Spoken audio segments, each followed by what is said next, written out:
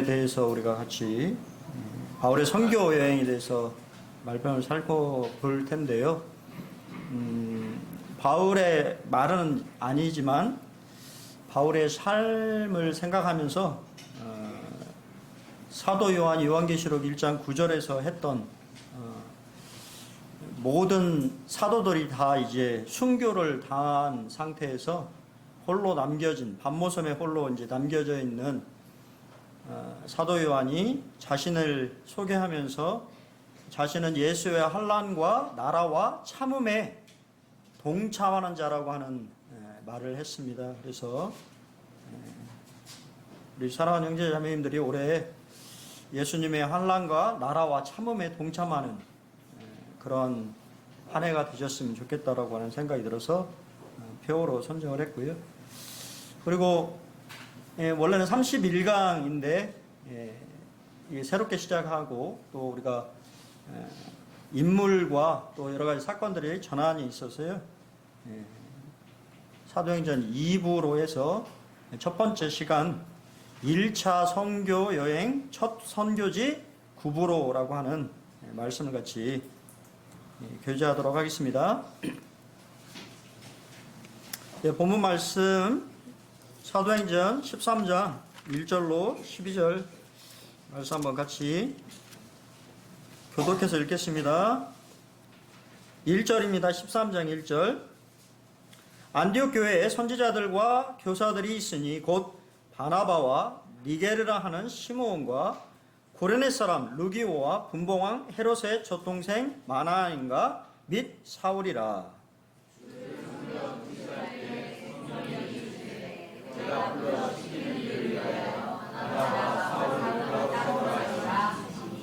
이에 금식하며 기도하고 두 사람에게 안수하여 보내니라.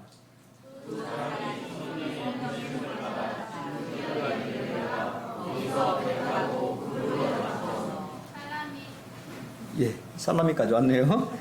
살라미에 이르러 하나님의 말씀을 유대인의 여러 해당에서 전할세 요한을 수행원으로 두었더라.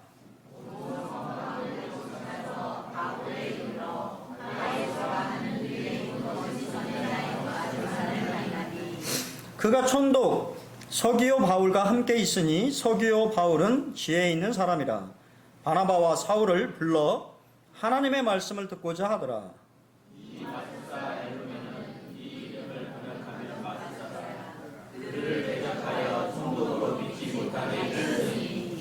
바울이라고 하는 사울이 성령이 충만하여 그를 주목하고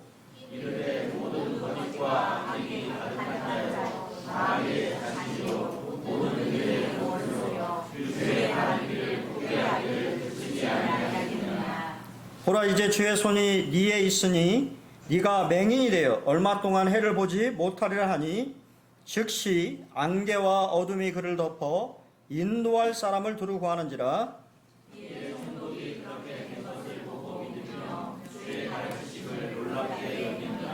네, 감사합니다. 우리가 이제 사도행전을 잘 보이시는가 모르는데요.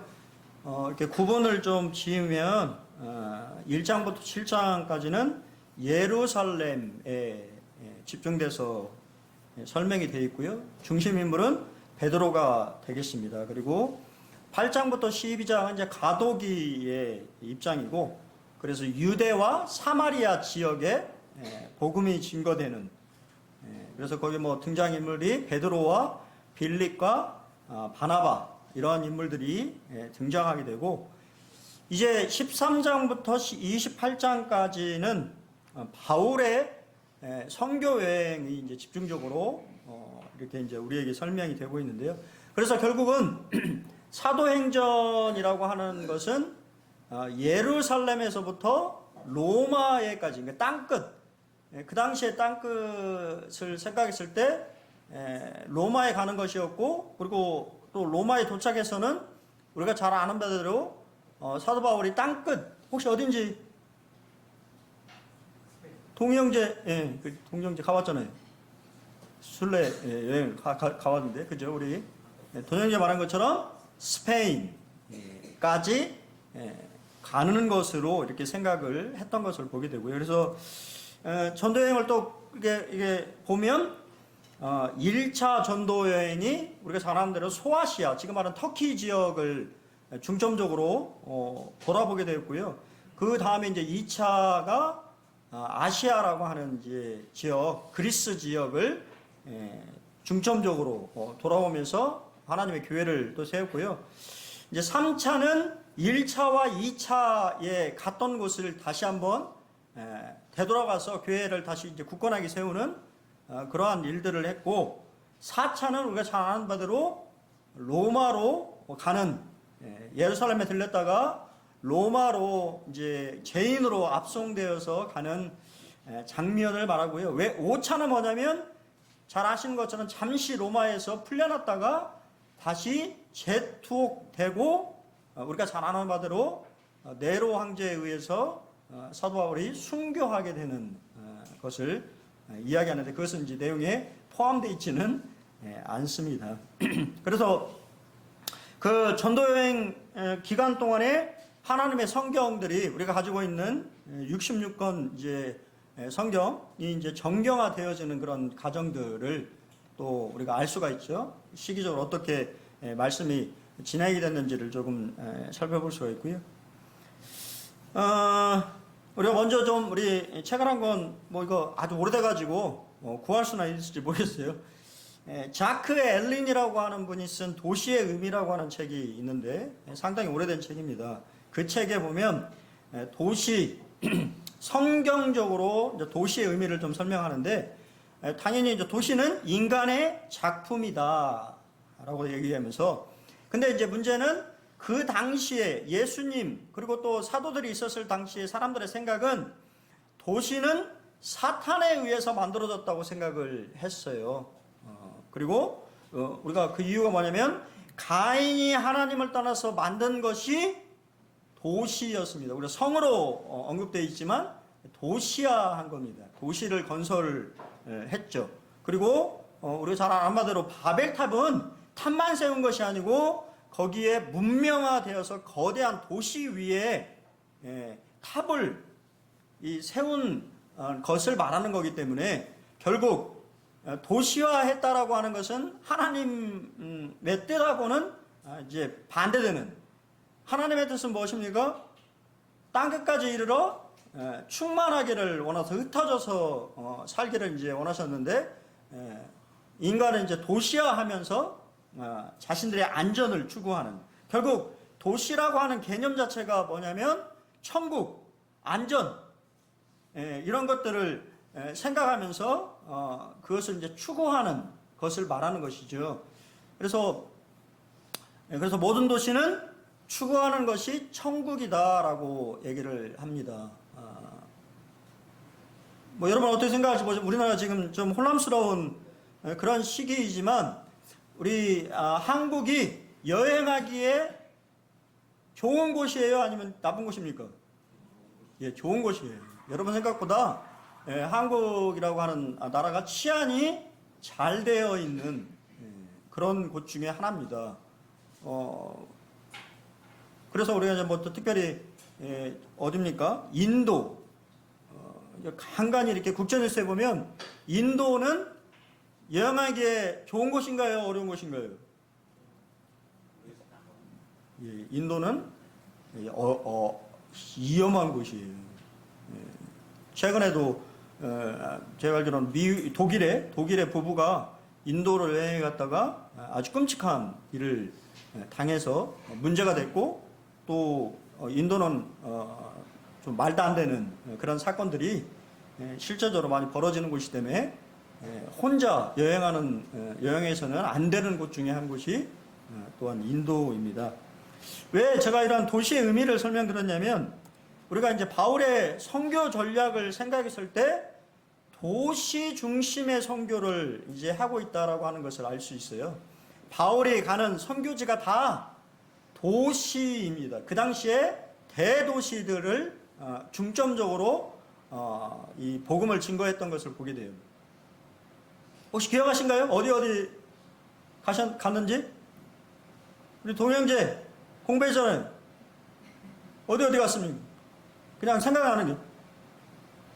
그렇죠. 에베소. 성경에 나오잖아요. 에베소.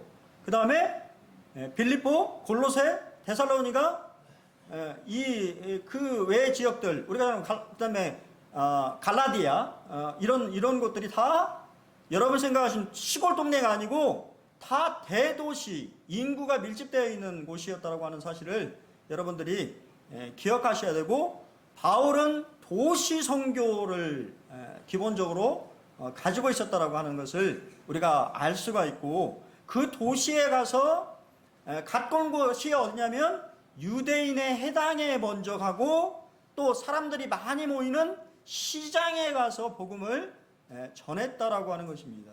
그러니까 많은 사람들이 하나님의 복음을 들을 수 있는 그러한 곳을 선택해서 이 사도 바울이 선교를 했고, 또 동일하게 그 가운데에서 믿는 사람이 생기면 그 곳에 하나님의 교회를 세우는.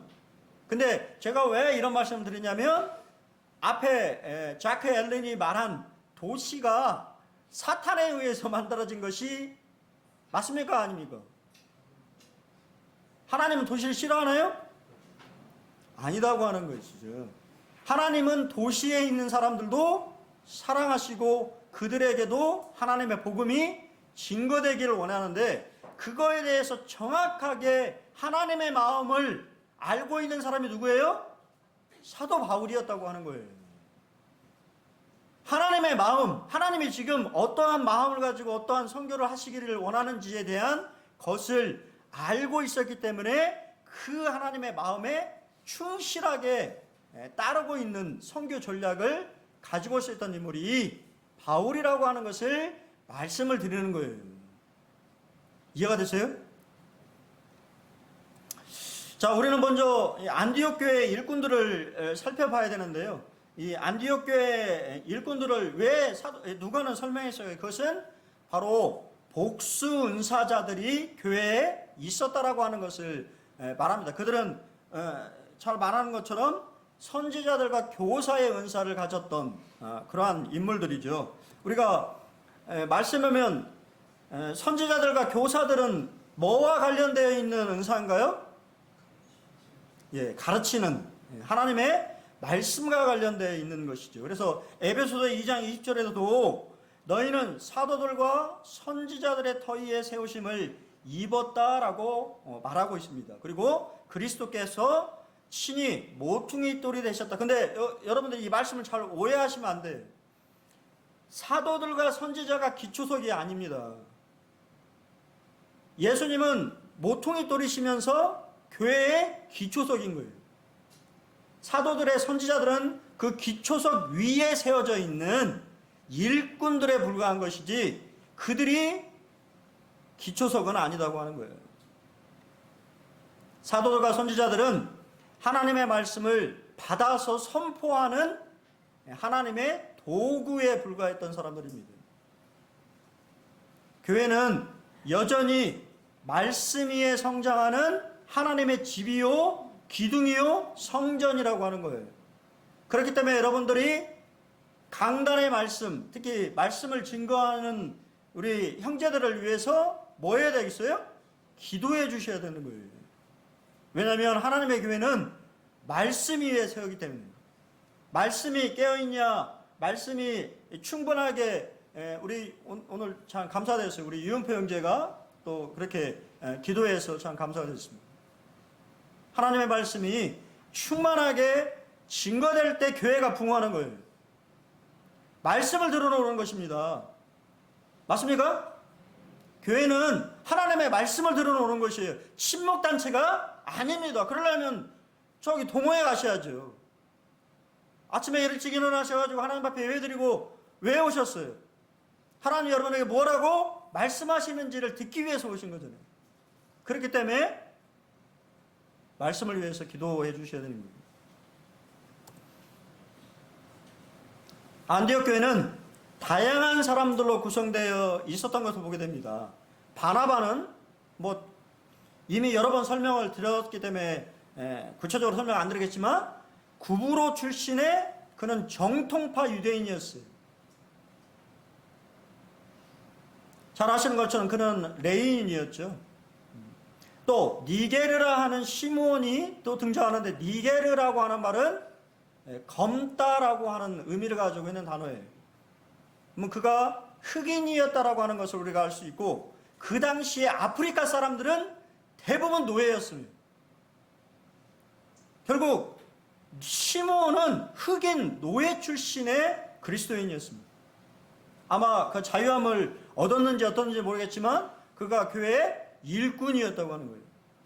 구레네 사람 루기오는 내용이 거의 없지만 우리가 사도행전 11장을 통해서 볼 때 그가 교회를 설립한 사람 중에 한 사람이었을 것이다라고 우리는 추측해 볼 수 있어요. 왜냐하면 안디옥 교회는 구브로와 구레네 출신의 무명의 그리스도인들에 의해서 설립되었거든요. 마나에는 어떤 사람인가요? 그는 분봉왕 헤롯의 젖동생이라고 나와 있습니다. 누구를 말하는 걸까요? 혹시 아시는 분? 헤롯, 지금 우리 나와 있는 헤롯 아그리파 1세를 말하는 걸까요? 아닙니다. 헤롯의 아들인 헤롯 안디바를 말하는 거예요. 그러면 헤롯 안디바는 어떤 사람이에요? 심내 요한을 죽이고 예수님을 빌라도에게 넘긴 인물이 바로 헤롯 안디바예요. 그의 젖동생, 그의 이복동생이든지 아니면 양자든지 의견이 분분합니다. 그 사람에 대해서는. 근데 그럼에도 불구하고 그가 헤롯 가문이라고 하는 것은 분명합니다. 헤롯 가문이라고 하는 말은 무슨 말이에요? 매국노라고 하는 말이에요. 우리말로 하면 친일파라고 하는 것입니다. 로마의 나라를 팔아먹은 그러한 사람이 안디옥 교회 일꾼이었습니다. 사울은 어떤 사람이었습니까? 예수님과 교회를 핍박했던 대적자였어요. 여러분, 이 면면을 보십시오. 하나가 될 수 있을까요? 얼마나 다양한 사람들이 모여있네요. 다양한 인종과 다양한 민족성을 가지고 있는 사람들이 모여서 만든 교회가 안디옥 교회였다고 하는 거예요. 그 말은 다양하지만 그 안에 사랑의 공동체였다고 하는 거예요. 성령의 하나 되신 것을 힘써 지키는 성숙한 교회가 바로 안디옥 교회고, 그 안디옥 교회의 지도자들은 전혀 다른 출신과 다른 생각들을 가지고 있었던 인물들로 구성되어 있음에도 불구하고 하나님의 성교라고 하는 그 하나님의 부르심에 순종하는 모습을 보였다고 하는 것입니다. 사도 베드로는 베드로후서 1장 5절로 7절에서 우리에게 다음같이 권면하고 있습니다. 그러므로 너희가 더욱 힘써 너희 믿음의 덕의 지식을, 지식의 절제를, 절제의 인내를, 인내의 경건을, 경건의 형제우애를, 형제우애에 뭐를 더하라고요? 사랑을 더하라고 합니다. 많은 중요한 성령의 열매들이 있는데 그 중에 마지막이 뭐예요? 눈에 보이는 게 뭡니까? 형제우애예요. 교회가 서로 우애하는 것. 그것이 바로 교회의 부흥의 열쇠예요. 서로 다투고 미워하고 질투하고 분란이 일어나는 그런 교회가 성장할 수 있습니까? 성장할 수 없지. 우리 잘 알잖아요. 얼마나 새해 그런 말을 많이 합니까? 가훈으로 얼마나 많이 접하나요? 가하만사성. 집안이 잘 때야 만사가 형통하다라는 말을 우리는 얼마나 자주 합니까? 교회도 마찬가지입니다. 하나님의 교회도 형제 우애가 넘쳐날 때 교회는 성장하게 되고 부흥하게 되는 것입니다. 그 가운데 계속해서 하나님의 사랑을 더하라고 말하고 있습니다. 세 번째는 순서를 보시면 아마 일반적으로 봤을 때 바나바가 연장자였다라고 대법원은 말합니다. 그리고 우리가 바울로 알고 있는 사울이 가장 마지막에 소개가 됩니다. 하지만 우리가 계속해서 말씀을 쫓아서 가보면 순서가 뒤바뀌는 걸 보게 돼요. 바울이라고 하는 인물이 전면에 등장하게 됩니다. 이것은 우리에게 무엇을 말해주고 있습니까? 나중된 자로서 먼저 될 자가 많다고 말씀하셨어요. 여러분, 신앙의 경륜을 말하시면 안 돼요. 신앙은 항상 현장입니다. 과거에 여러분이 어떻게 주님을 섬겼냐? 그것은 중요하지 않은 건 아니겠죠. 중요하죠. 중요하지만 현재 주님을 내가 어떠한 마음으로 섬기고 있느냐, 그것이 더 중요하다고 하는 것입니다. 나이를 먹으면 추억을 먹으면서 산다고 하는 얘기를 하죠. 추억 얘기를 많이 합니다. 저도 나이를 먹었는가 우리 젊은 형제들 만나면 추억팔이를 막 하고 있어요. 어제도 우리 참 감사됐어요. 형제들 3명이 교회 우리 효로 형제 또 혼자 자면 심심할까봐 형제들이 이틀 밤을 또 한 형제는 우리 효로 형제랑 같이 부둥켜 안 하는지 어떤지 모르겠지만 눈꽃 시려울 정도로 붙어서 서로 교제하고 식사하고 이틀 밤을 그렇게 보내는 것을 보면서 옛날 생각이 났어요. 왜냐면 저도 그랬거든요. 형제들이랑 청년 때 그렇게 그게 좋아가지고 함께하는 게 너무 좋아서 만나가지고 세상 얘기 안 합니다. 둘이 앉아가지고 성경 펴놓고 성경 얘기하고 있어요.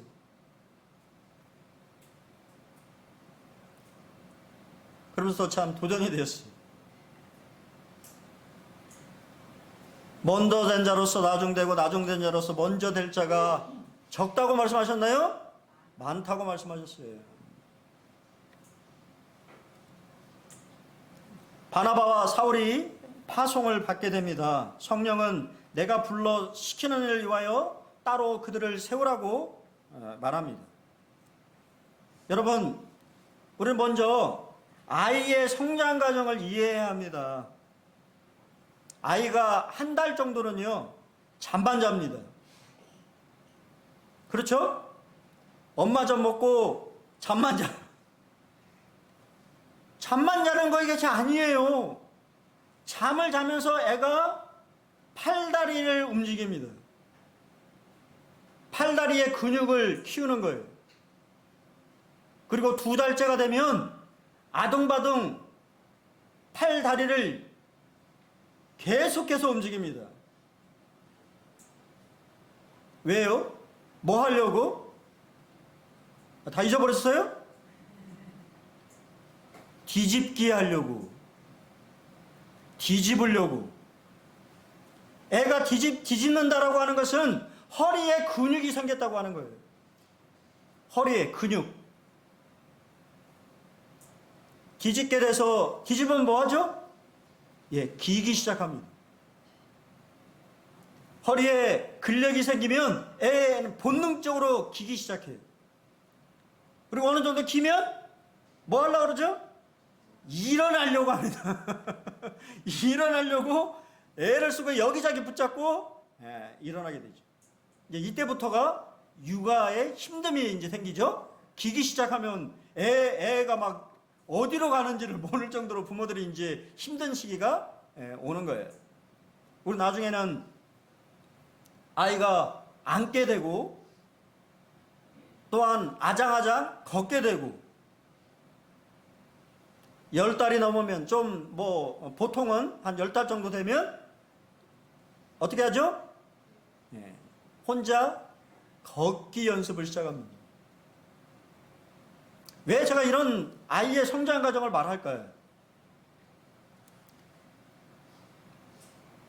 그것은 하나님께서는 안디옥 교회도 이와 같이 성장의 과정을 거친 다음에 하나님의 성교의 사모형으로 불렀다라고 하는 거예요. 그것을 감당할 만한 성숙한 교회가, 성장한 교회가 됐을 때 하나님은 그 가운데에서 가장 은사가 특출난 사람을 부르셔서 하나님의 일을 맡기셨다고 하는 것입니다. 우리 교회는 어디에 있을까요? 우리 군산 번호교회는 어느 만큼 성장하고 어느 만큼 왔을까요? 저는 교회가 안정이 안 됐는데 선교하러 나간다고 하는 것은 성경적이지 않습니다. 하나님은 본교회, 베이스 캠프가 든든하게 세워졌을 때 그를 전적으로 후원할 수 있는 베이스 캠프가 됐을 때 그를 일꾼으로 부르시고 그를 선교사로 파송하는 거예요. 또한 모든 선교사에게 책임은 누구에게 있습니까? 성령님에게 있는 거예요. 이 모든 가정의 주관자는 성령 하나님이십니다. 하나님의 나라의 법칙은 지금까지 바뀐 적이 없어요. 모든 선교사에게 시작과 과정과 성공은 모두 성령 하나님에게 달려있는 것입니다. 그래서 우리가 잘 아는 바대로 사도행전을 다른 말로 뭐라고 부르죠? 성령행전이라고 부르는 거예요. 모든 주도권과 모든 과정과 또 그 과정에서의 놀라운 성공의 사례들은 다 성령 하나님 앞에 달려있다고 하는 것입니다. 이것은 아주 중요한 얘기를 말씀드리는 거예요. 여러분의 삶에서도 여러분이 의지해야 되고 붙들어야 될 분이 누구라고요? 성령 하나님이에요. 우리는 때때로 보면 그걸 오해합니다. 지금은 성령의 시대예요. 성령 하나님께서 여러분 마음 안에 함께 하시고 그 성령 하나님이 인격적으로 여러분에게 동행하십니다. 그렇기 때문에 그 성령 하나님을 근심하게 해서는 안 되는 거예요. 그분을 의지해야 되는 것입니다. 선교사 파송 프로그램을 우리는 알 수 있습니다. 하나님은 선교사들을 부르십니다. 교회는 선교사의 소명을 확인하고 인준해야 됩니다. 확인 과정이 필요해요. 정말 그가 하나님의 부르심을 받았는지. 함께 기도하며 그 문제에 대해서 안디옥 교회는 금식하며 기도했다고 말하고 있습니다. 그것이 하나님의 부르심이 맞다고 한다면 교회와 성령이 선교사를 파송하고 기도와 지원으로 뒷받침해 줘야 됩니다. 저는 우리 한국 모임이 아직도 멀었다고 생각돼요. 왜냐하면 2대 3대 선교사가 없어요. 2대 3대 선교사 보셨어요? 왜 안 나올까요? 그런 생각 해보셨습니까? 시스템적으로 갖춰져 있기 때문에 않기 때문이에요. 교회가 한국 모임이 여전히 아직 미성숙한 것입니다. 그래서 우리가 보면 그냥 선교사 은퇴해도 은퇴 프로그램이 없어요. 외국의 모임에는 은퇴 프로그램이 있습니다. 선교사가 들어왔을 때 그가 한국에서 어떠한 사역을 감당해야 될지 지역교회나 그런 단체들이 그 선교사가 은퇴 프로그램에 참여하고 그의 노년의 삶을 책임져 줘요. 그렇기 때문에 2대 3대 선교사가 나오는 거예요. 외국에서는. 근데 한국은 어떻습니까? 나 몰라라 하지. 은퇴하고 나면 나 몰라라 합니다. 이게 현실이에요. 그게 하나님의 뜻일까요? 저는 아니라고 봐요. 선교사의 프로그램은 끝까지 책임져 주는 것입니다. 그의 젊은 생을 주님과 복음을 위해서 보냈다고 한다면 지역교회가 끝까지 책임져 주는 것이 저는 맞다고 봐요. 그리고 그 선교사는 선교 상황을 교회에 보고해야 되는 것입니다. 당연히 어떻게 진행되고 있는 상황들을 설명해 주는 것이 마땅하겠죠. 왜냐하면 그가 간 것이 아니기 때문이에요. 누가 보냈어요? 교회와 성령께서 보내신 거예요. 첫 번째 선교지 구브로에 도착하게 됩니다. 우리가 지도를 좀 보시면 이 안디옥, 이게 보이시죠? 안디옥이 큰 도시라고 말씀드렸잖아요. 그 안디옥에 항구가 어디냐면 실루기아입니다. 실루기아. 그리고 실루기아에서 배를 타고 이 구브로라고 하는 섬에 가려면 여기 이제 우리의 한글성엔 살라미라고 되어 있고 실람이라고 되어 있는데요. 살람이라고 하는 곳은 아주 큰 항구 도시였습니다. 그것을 거쳐야 되고요. 그것을 내륙을 통과해서 바보라고 하는 곳으로 우리가 오늘 본문 말씀에 이제 포함이 됐는데요. 이 구브로는 제주도의 3배입니다. 조그만 동네 섬이 아니에요. 내륙을 통과했어요. 실라미에서 바보까지 내륙을 간통했거든요. 엄청나게 먼 거리입니다. 제주도 여러분 걸어서 횡단할 수 있어요? 저기 한림읍에서 저쪽에 서귀포까지 걸어서 여러분 얼마나 걸리겠어요? 3배예요, 3배. 그 거리를 바나바와 바울과 마가 요한이 걸어서 이동했다고 하는 사실은 그들의 복음에 얼마나 열정이었는지를 알 수 있어요. 가장 가까운 곳에서부터 시작했다고 하는 것입니다. 우리가 잘 아는 것처럼 구브로는 누구의 고향입니까? 바나바의 고향이에요. 그들의 선교 여행의 첫 번째 목적지는 바로 바나바의 고향인 구브로였어요. 우리 잘 아는 것처럼 사도 바울은 로마서 9장에서 이렇게 우리에게 자신의 마음을 표현해주고 있죠. 내가 그리스도 안에서 참말을 하고 거짓말을 아니하노라. 나에게 큰 근심이 있는 것과 마음에 그치지 않는 고통이 있는 것을 내 양심이 성령 안에서 나와 더불어 증언하노니 나의 형제 곧 골육의 친척을 위하여 내가 내 자신이 저주를 받아 그리스도에게 끊어질지라도 원하는 바다고 말하고 있습니다. 사도 바울은 그의 마음속에 고통이 있었어요. 바로 유대인 형제들을 향한 그의 마음에 고통이 있었습니다. 저도 마찬가지입니다.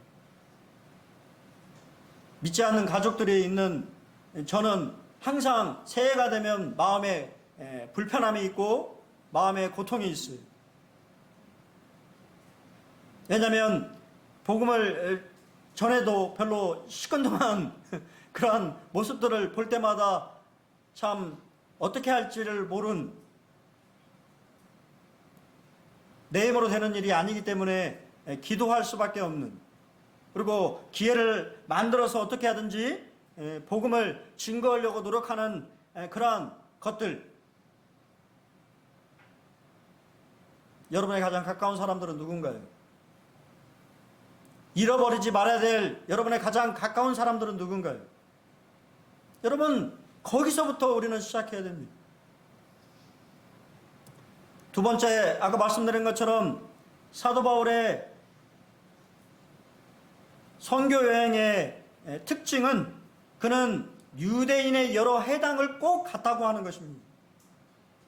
왜 그랬을까요? 그는 이방인의 사도로 부르심을 받았는데도 불구하고 그는 꼭 유대인 해당에 가서 복음을 전했습니다.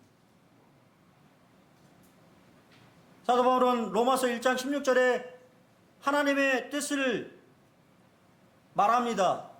하나님의 복음이 첫째는 누구에게 증거돼야 돼요? 유대인에게 증거해야 된다고 하는 거예요. 그것이 하나님의 뜻이었습니다. 유대인을 버린 것이 아닙니다. 로마서를 읽어보시면 하나님이 유대인을 버린 것이 아니에요. 여전히 하나님 마음에 하나님의 선민이며 백성인 유대인들에 대해서 안타까운 마음을 가지고 있고 불쌍한 마음을 가지고 있다고 하는 것이 성경의 가르침입니다.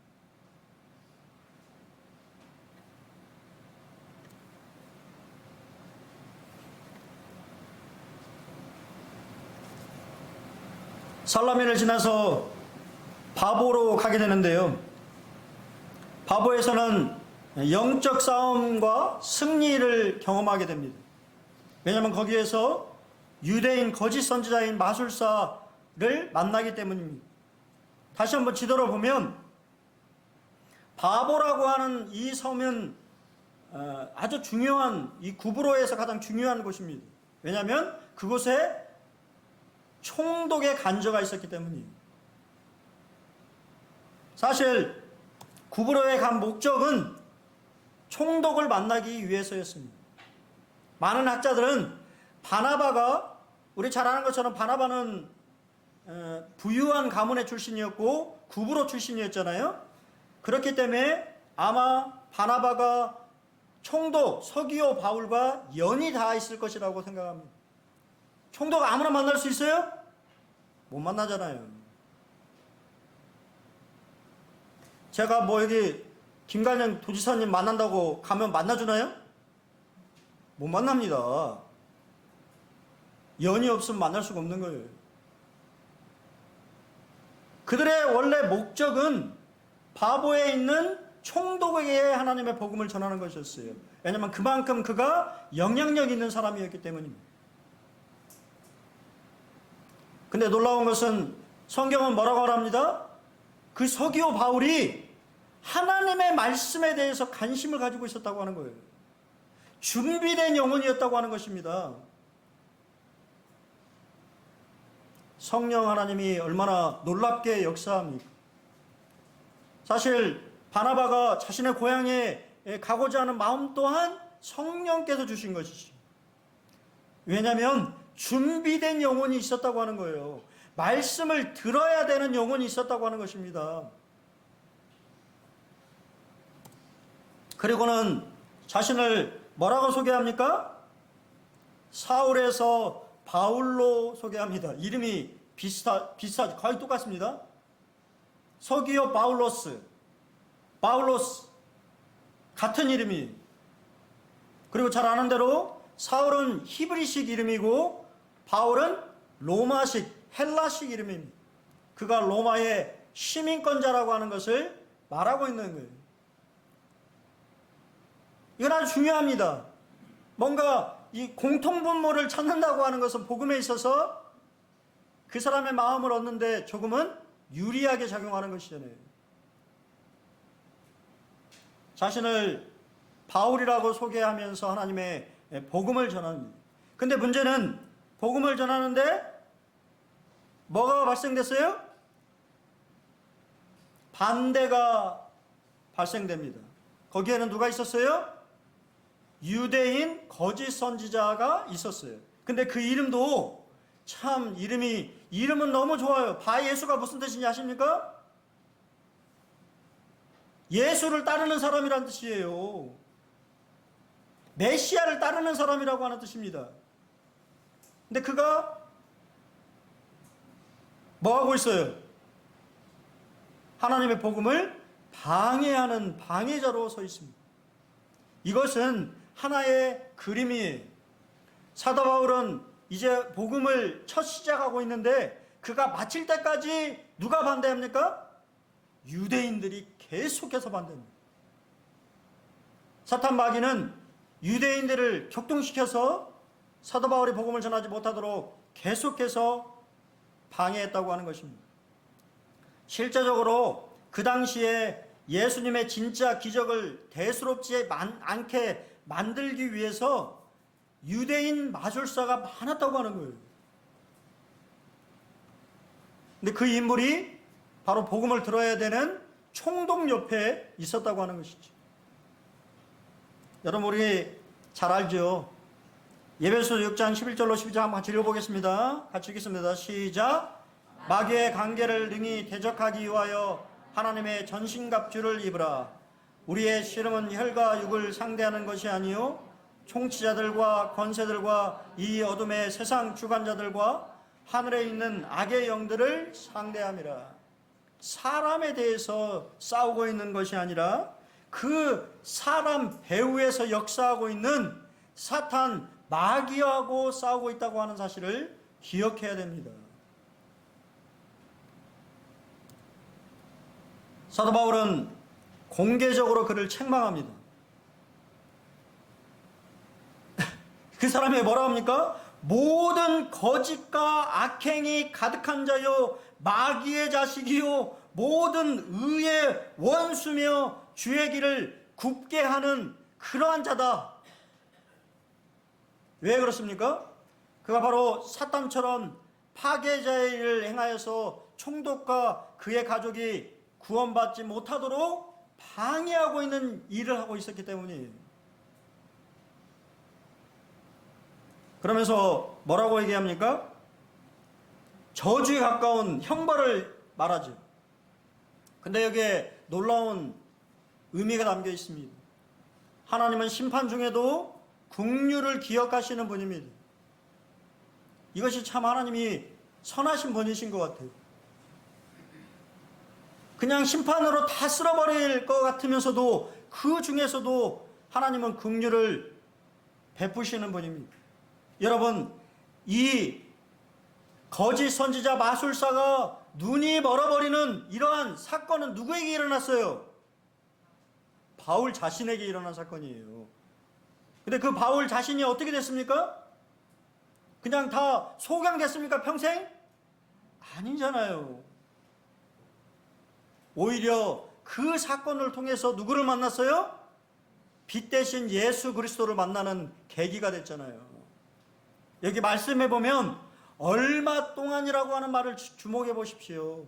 평생 소경으로 있었던 것이 아니에요. 얼마 동안만 되기를 그는 원했습니다. 바울 자신의 경험담 속에서 그러한 말들이 오히려 형벌이라기보다는 하나님의 치료제가 되기를 그에게 원했다고 하는 거예요. 하나님의 분명한 심판이었지만 그 가운데 뭐가 있었습니까? 하나님의 긍휼하심이 같이 섞여 있었다고 하는 거예요. 또한 이 마술사의 모습은 예수님을 영접하기를 거절하는 바로 이스라엘의 모습을 상징적으로 보여줍니다. 이스라엘은 지금까지도 뭐하고 있죠? 영적 소경으로 예수님을 메시아로 받아들이지 못하고 여전히 저 통고의 벽, 서쪽 벽을 바라보면서 메시아를 기다리고 있어요. 여러분, 이러한 모든 놀라운 승리를 경험한 이유가 무엇입니까? 바로 성령 충만함이라고 말합니다. 성경은 분명하게 말하고 있어요. 사도 바울의 능력에 의해서 되어진 일이 아니라고 하는 것입니다. 성령 하나님께서 사도 바울을 성령으로 충만케 하셔서, 생각해 보세요. 만약 바울이 책망을 했는데, 네가 눈이 먼다고 했는데, 우리 병원 형제님 그렇게 얘기했는데 아무 일도 안 일어나면 어떻게 돼요? 예? 그럼 그 사람이 믿겠어요? 안 믿었을 거 아닙니까? 아무 일도 안 일어나는데? 왜? 근데 일어났어요? 안 일어났어요? 일어났잖아요. 자신의 힘으로? 아니요. 성령 하나님이 그 마음속에 충만함으로 임하고 있었기 때문에 그 역사는 성령의 역사였다고 하는 것입니다. 여러분, 우리가 영적인 대결에서 승리를 원한다면 성령의 도우심을 받아야 된다고 하는 것입니다. 성령의 충만함을 받아야 된다고 하는 것입니다. 그래서 성경은 뭐라고 말합니까? 성령의 충만함을 받으라고 말합니다. 여기 좀 썼어요. 헬라어의 형태가 뭐냐면 현재 수동태 명령형이에요. 우리나라 말은 능동형 명령형처럼 되어 있지만 헬라어의 어원은 현재 수동태 명령형입니다. 그게 무슨 말이냐면 자신의 힘으로 성령의 충만함을 받는 것이 아니라고 하는 거예요. 성령 하나님에 의해서 충만함을 받는 것입니다. 그리고 그것은 일시적인 충만함이 아니고 계속적으로 충만함을 우리가 구해야 된다고 하는 것을 말합니다. 근데 성령의 충만함을 세 가지를 생각해 볼 수 있는 하나는 방향성입니다. 돛을 단 배가 뭐에 의해서? 바람에 의해서 움직입니다. 성령의 충만함이라고 하는 것은 그와 같은 거예요. 내 힘으로 가는 것이 아니고 누구의 힘? 성령 하나님의 바람과 같은 힘으로 살아가는 것, 그것이 바로 성령 충만함입니다. 그냥 내 뜻대로 살아가는 건 그냥 내가 사는 거예요. 그건 성령 충만함과 아무 상관없는 것입니다.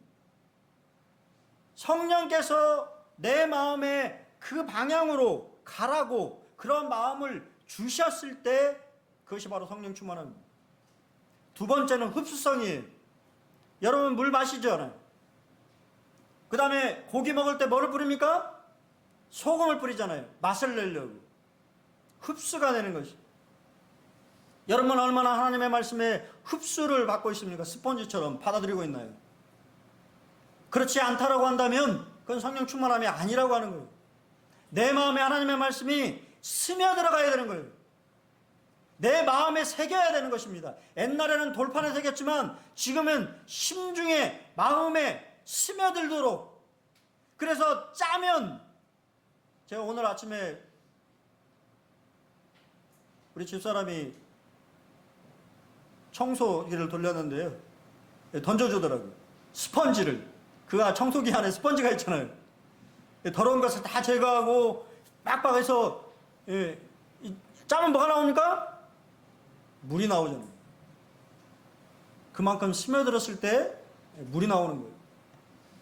우리의 삶 속에 여러분의 말씀, 하나님의 말씀이 여러분의 마음속에 스며들기를 바랍니다. 그것이 바로 성령 충만함이에요. 통제력이에요. 술과 성령님은 다 지배성을 가지고 있습니다. 여러 번 말씀드렸죠.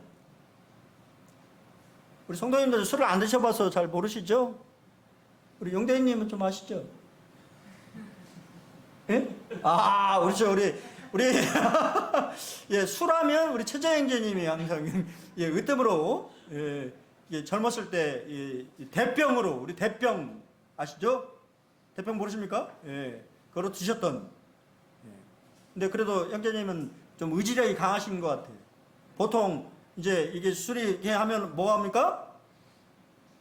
예, 지배권을 잃어버리죠? 자신이 뭐를 하고 있는지 아무도 모르고 막 그냥 난리를 치는, 그것이 바로 통제력이죠.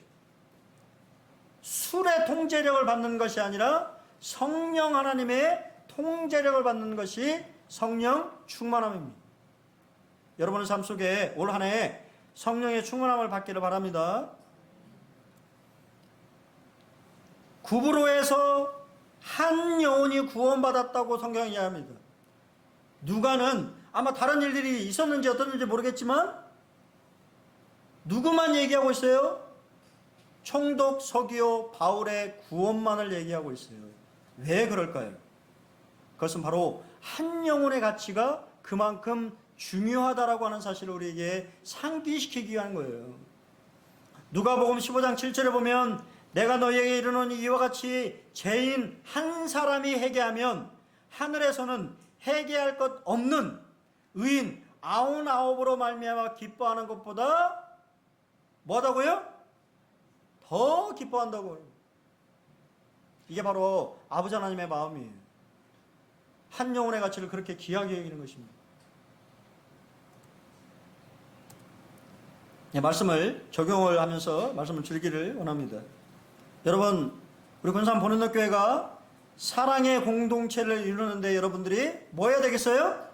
협력해 주셔야 됩니다. 때때로 내 생각과 좀 달라도 좀 내려놓고 좀 지켜봐 주고 다름을 인정해 주고 좀 기다려 줄 줄 아는 그런 넉넉함이 여러분에게 있기를 바랍니다. 두 번째는 가장 가까운 곳에부터 복음을 증거해야 됩니다. 여러분, 지금 주님의 마음은 어디에 있습니까? 여러분의 가장 가까운 곳은 어디인가요? 내 마음이 지금 멈춰있는 곳은 어디인가요? 그곳에서부터 하나님의 복음이 증거되기를 바랍니다. 세 번째는 매일 성령의 충만함을 받아야 됩니다. 방향성입니다. 우리는 2025년 그냥 흘러가듯이 살고 있는 것이 아니에요. 목표가 있습니다. 나아갈 방향이 있어요. 가야 할 때가 있습니다. 그것이 바로 방향성입니다.